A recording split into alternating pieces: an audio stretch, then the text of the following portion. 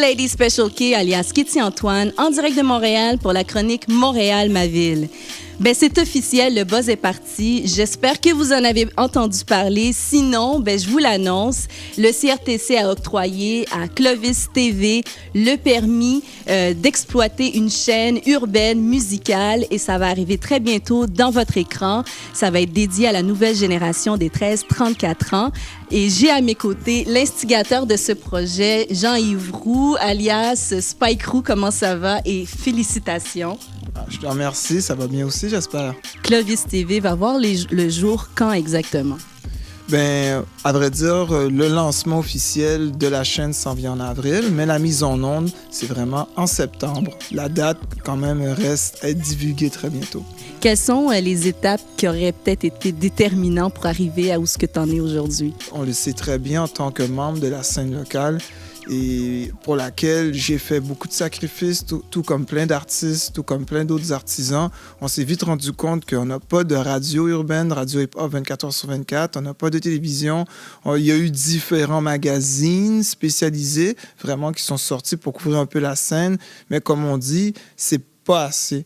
Il fallait vraiment un média fort et puissant qui puisse justement montrer toute la richesse de la scène, non seulement urbaine, mais aussi toute la richesse culturelle, multiculturelle, parce que la musique, c'est pas que le hip-hop, il y a aussi le R&B, le soul, le reggaeton, la scène zouk, compas, le reggae, le dancehall.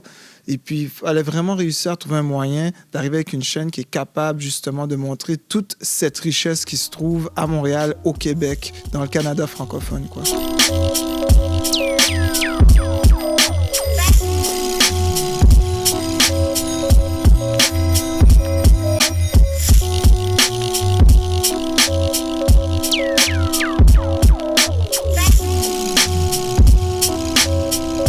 On veut aussi ouvrir la porte, non seulement pour la relève musicale, mais aussi pour la relève professionnelle. Puis là, donc, il va y avoir des portes d'ouverture pour ceux et celles qui veulent devenir reporters, journalistes, VJ, chroniqueurs et même acteurs. Parce que l'autre 35%, que j'ai même pas eu le temps de te dire, ben, ça va être composé évidemment de télé-réalité, évidemment justement de shows d'actualité et de shows d'humour, de films indépendants. Donc, on veut aussi donner la chance à la relève du cinéma indépendant, local et international.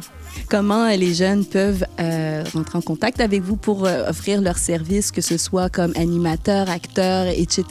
Même pour ceux qui ont des projets d'émissions de télé, des producteurs indépendants, ils ont qu'à envoyer évidemment par courriel, soit leur CV ou leurs idées de projet au info@clovis.com, CLOVYS, info@clovis.com.